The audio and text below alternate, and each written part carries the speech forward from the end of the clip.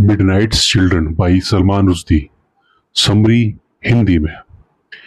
इस उपन्यास में सलीम सिनाई नाम का एक व्यक्ति अपनी पत्नी पद्मा को अपनी कहानी सुना रहा है। वह कहता है उसका जन्म आधी रात को ठीक उसी समय हुआ जब इंडिया को ब्रिटिशर्स से आजादी मिली थी, यानी 14 अगस्त 1947 की रात 12 बजे। अब वह 31 साल का होने वाला था। उसे लग रहा था कि वह पूरी तरह से टूट चुका था और शीघ्र ही उसकी मृत्यु होने वाली थी, लेकिन मरने से पहले वह अपनी पूरी कहानी अपनी पत्नी पद्मा को सुनाना चाहता था। सलीम अपनी कहानी अपने पैदा होने के 32 साल पहले शुरू करता है, यानी 1915 से। उसके दादाजी आदम अजीज कश्मीर के रहने वाले थे। वे पेशे से डॉक्टर थे। उस समय पहला विश्व युद्ध छिड़ा हुआ था। आदम नसीम नाम की एक लड़की का इलाज करना शुरू करता है। जब वे उसके घर जाते थे तो उसे केवल एक पर्दे में किए हुए छेद से देख सकते थे। नसीम का इलाज 3 साल तक चलता रहा। इस दौरान आदम उसके प्यार में पड़ चुके थे, लेकिन उन्होंने उसे पहली बार 1919 में तब देखा जब वर्ल्ड वार प्रथम खत्म हुआ। जल्दी ही इन दोनों की शादी हो गई और वे रहने के लिए कश्मीर से आगरा चली गई। आगरा में आदम ने देखा कि ब्रिटिश सरकार आजादी मांगने वालों को बर्बर तरीके से कुचल देती थी। इसी बीच आदम और नसीम की 3 बेटियां और 2 बेटे हुए। बेटियों के नाम थे आलिया, मुमताज, एमराल्ड और बेटों के नाम थे मुस्तफा और हनीफ। आदम मियां अब्दुल्ला नाम के एक्टिविस्ट का फॉलोअर बन गया। मियां अब्दुल्ला चाहता था कि भारत विभाजन ना हो, इसी वजह से उसका हत्या करवा दी गई। आदम ने उसके डरे हुए असिस्टेंट नादिर खान को अपने घर के बेसमेंट में छुपा लिया। इसी बीच नादिर खान और मुमताज एक दूसरे को प्यार करने लगे और एक दिन उन्होंने गुप्त तरीके से विवाह कर लिया। आदम को पता चलता है कि शादी के 2 साल बाद भी मुमताज अभी भी वर्जिन थी, क्योंकि उन दोनों की सुहागरात नहीं हो पाई थी। एक दिन एमराल्ड अपने प्रेमी मेजर जुल्फिकार को नादिर खां के बारे में बता देती है। मेजर जुल्फिकार आर्मी में अफसर था। वह सैनिकों के साथ नादिर खान को घेरने के लिए आता है, लेकिन वो भागने में सफल होता है और कभी दोबारा लौटकर मुमताज से मिलने नहीं आता। इससे मुमताज का दिल टूट जाता है, लेकिन बाद में वो अहमद सिनाई नाम के व्यापारी के साथ शादी करने के लिए तैयार हो जाती है। शादी के बाद मुमताज अपना नाम बदलकर अमीना रख लेती है। फिर वह पति के साथ दिल्ली चली जाती है और अहमद सिनाई की वहां एक फैक्ट्री होती है। एक दिन अमीना जब प्रेग्नेंट होती है तो एक फॉर्च्यून टेलर के पास जाती है और अपने होने वाले बच्चे के बारे में पूछती है। वह कहता है कि उसे 2 सिर और 1 नाक दिख रही है, लेकिन अमीना को यह सब समझ नहीं आता और वापस घर आ जाती है। एक दिन कुछ क्रांतिकारी अहमद सिनाई की फैक्ट्री को आग लगा देते हैं, जिससे सब कुछ नष्ट हो जाता है। अहमद और अमीना फैक्ट्री के जल जाने के कारण मुंबई आ जाते हैं। वे विलियम नाम के एक अंग्रेज का घर खरीद लेते हैं जो इंडिया छोड़कर जा रहा था। उस घर में विली विंकी नाम का एक गरीब आदमी रहता था, जिसका काम अंग्रेज परिवार का मनोरंजन करना था।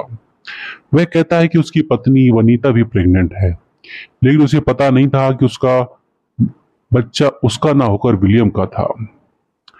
15 अगस्त 1947 की रात अमीना और वनीता दोनों को प्रसव वेदना होती है और दोनों बेटों को जन्म देती है, लेकिन मैरी नाम की नर्स समाजवादी नेता जोसेफ डिकोस्टा के विचारों से प्रभावित थी।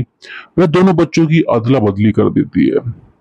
अमीना का बेटा वनीता का हो जाता है और वनीता का बेटा अमीना का।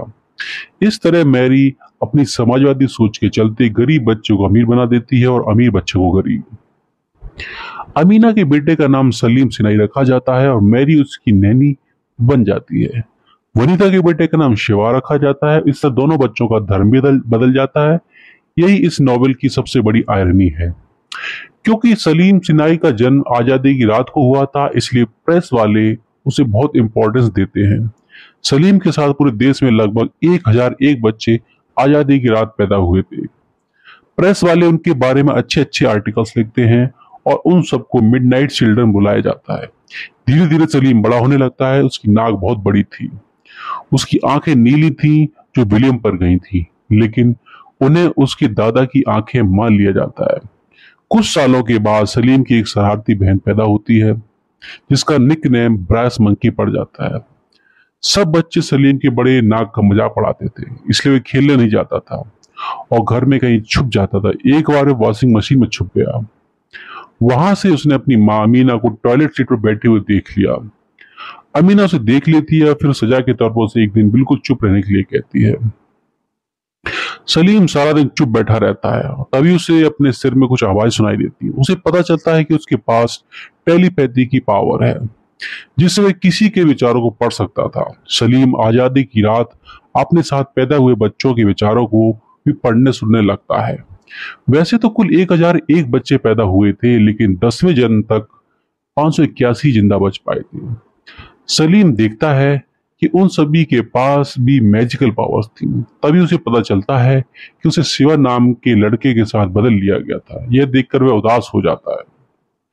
वह देखता है कि शिवा के घुटने बहुत मजबूत थे और उसे पास लड़ने की पावर भी बहुत थी। एक दिन सलीम की उंगली में चोट लग जाती है। उसे हॉस्पिटल में लाया जाता है। वहां पता चलता है कि सलीम का खून ना तो अहमद से मिलता है ना अमीना से। इससे उन्हें शक हो जाता है कि आगे सलीम किसका बच्चा है। सलीम को कुछ दिन के लिए अंकल हनीफ और आंट पिया के पास भेज दिया जाता है। अहमद को अमीना के चरित्र पर शक होता है। उसे लगता है कि अमीना का किसी के साथ अफेयर रहा होगा। वह शराब पीने लगता है और उसका आदी हो जाता है। जब सलीम वापस आता है तो अहमद अमीना को दोनों बच्चों के साथ अपनी बहन एमराल्ड के पास पाकिस्तान चले जाने को कहता है। अमीना सलीम और बेटी ब्रैस मंकी को लेकर अपनी बहन एमराल्ड के पास चली जाती है। एमराल्ड की शादी जुल्फिकार से हो गई थी जो जनरल बन चुका था। अमीना के जाने के बाद मैरी को पश्चाताप होता है। वह अहमद के सामने कबूल कर लेती है कि दरअसल उसने दोनों बच्चे बदल दिए थे। इससे अहमद का अमीना पर शक तो दूर हो गया, लेकिन उसकी शराब की आदत नहीं छूटी। इसी बीच 1958 में पाकिस्तान में जनरल जुल्फिकार सेना की मदद से तख्ता पलट करवा देता है और वहां मार्शल लॉ लग जाता है। 4 साल बाद अहमद को हार्ट अटैक आ जाता है। वह मुंबई में अकेला रह रहा था। अमीना उसकी देखभाल करने बच्चों के साथ वापस मुंबई आ जाती है। उसी साल 1962 में इंडिया और चीन का युद्ध छिड़ जाता है। सलीम की नाक के बहुत से ऑपरेशन होते हैं। इसकी वजह से उसकी टेलीपैथी की पावर चली जाती है, लेकिन अब उसमें एक नई पावर आ जाती है। उसकी सूंघने की शक्ति इतनी बढ़ जाती है कि वह इंसान के इमोशंस को भी पहचान लेता था। युद्ध में इंडिया की हार होती है और इकोनॉमी की हालत बहुत खराब हो जाती है। अहमद और अमीना बच्चों को लेकर वापस पाकिस्तान चले जाते हैं, लेकिन 1965 में इंडिया और पाकिस्तान का युद्ध शुरू हो जाता है। रात को इंडियन एयरफोर्स की रेड में बम गिरते हैं, जिसकी वजह से सलीम का सारा परिवार खत्म हो जाता है। सिर्फ सलीम और उसकी छोटी बहन जमीला जिंदा बच रहते हैं। सलीम बच तो जाता है, लेकिन एक चांदी का चम्मच सिर पर लगने की वजह से सलीम की याददाश्त खो जाती है। 1965 के उस युद्ध में इंडिया की जीत होती है। याददाश्त खो जाने से सलीम की जिंदगी बदतर हो जाती है, जबकि जमीला एक बहुत फेमस सिंगर बन जाती है। वह अब जमीला सिंगर के नाम से जानी जाती है। एक दिन सलीम को पता चलता है कि वह आर्मी में इनलिस्ट हो गया है। उसे लगता है जमीला ने ही उसे इनलिस्ट करवाया है, क्योंकि उसे के बारे में कुछ भी याद नहीं था। वह आर्मी ज्वाइन कर लेता है और अपनी सूंघने की पावर की वजह से एक्सीलेंट ट्रैकर बन जाता है। उसकी मदद से बांग्लादेश की आजादी के आंदोलन को कुचल दिया जाता है। जब सलीम मिलिट्री की बर्बरता देखता है तो अपने 3 सैनिक दोस्तों के साथ आर्मी छोड़कर भाग जाता है। वे काफी दिनों तक सुंदरबन के जंगलों में छिपे रहते हैं। वहां एक का एक सलीम की याददाश्त वापस आ जाती है, लेकिन उसे अपना नाम याद नहीं रहता। तभी 1971 की दूसरी इंडो पाक वार शुरू हो जाती है। इसमें भी इंडिया की जीत होती है और बांग्लादेश एक नया आजाद देश बन जाता है। इसी दौरान सलीम को पार्वती नाम की लड़की मिलती है जो जादू टोना करती थी। वह भी उसी तरह मिडनाइट चिल्ड्रन में से एक थी और उसमें भी कुछ जादू शक्तियां होती हैं। वह सलीम को पहचान लेती है और उसे उसका नाम बताती है। फिर वह सलीम को वापस इंडिया ले जाती है। फिर वे दोनों एक घेटो में रहने लगते हैं, जहां कुछ बंजारे और पिक्चर सिंह नाम का एक सपेरा भी रहता था। पार्वती सलीम से शादी करना चाहती है, लेकिन वह मना कर देता है। उसके बाद वह शिवा से प्यार करने लगती है। शिवा वही लड़का था जिसे सलीम के साथ बदल लिया गया था। वह मिलिट्री में था और बहुत फेमस वॉर हीरो बन चुका था। जब पार्वती प्रेग्नेंट हो जाती है तो उन दोनों का रिलेशन बिगड़ जाता है। शिवा उसे छोड़ देता है और वापस घिट्टो में रहने आ जाती है। लेकिन घिट्टो के लोग पार्वती को सलीम से शादी करने के लिए कहते हैं, क्योंकि वे सोचते हैं कि पार्वती के पेट में सलीम का बच्चा था। तभी इंडिया की prime minister Indira Gandhi emergency लागू कर देती हैं और पॉपुलेशन कंट्रोल की जबरदस्ती स्टेरिलाइजेशन का अभियान शुरू किया जाता है। तभी पार्वती घिट्टो में एक लड़के को जन्म देती है, लेकिन इस दौरान उसकी मृत्यु हो जाती है। फिर सरकार सभी घिट्टोस को तोड़ना का आदेश दे देती है, उन्हें तोड़ दिया जाता है। सलीम को शिवा पकड़ लेता है और जबरदस्ती ऑपरेशन करके उसे स्टेराइल कर दिया जाता है। उसे टॉर्चर किया जाता है और सारे मिडनाइट चिल्ड्रन का नाम पूछा जाता है। सलीम सबके नाम बता देता है। फिर सभी मिडनाइट चिल्ड्रन को स्टेरिलाइजेशन कैंप में लाया जाता है, उन्हें भी स्टेरिलाइल कर दिया जाता है ताकि उनका कोई मैजिकल पावर्स वाला बच्चा पैदा ना हो सके, क्योंकि वे सरकार के लिए खतरा माने जाते थे। लेकिन इसके बाद इंदिरा गांधी 1977 के इलेक्शन में बहुत बुरी तरह से हार गई थी।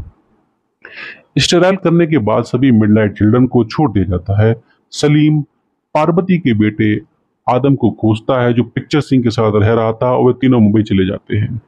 वहां सलीम पकोड़े और चटनी खाता है। चटनी का टेस्ट उसे जाना पहचाना लगता है।